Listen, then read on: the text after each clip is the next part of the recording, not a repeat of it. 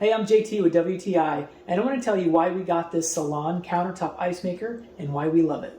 Our refrigerator ice maker for our family of 5 ice lovers was barely keeping up. We all love lots of ice in our water and other beverages.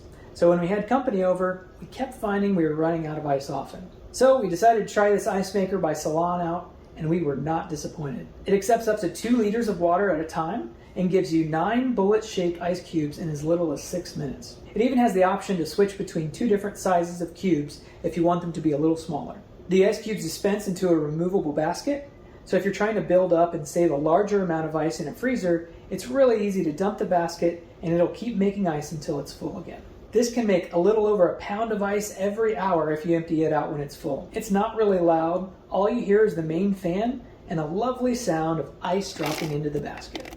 If you don't already have an ice maker, or if you need extra ice during parties or when you have guests visiting, this Silonn countertop ice maker is a simple solution to have ice cold beverages.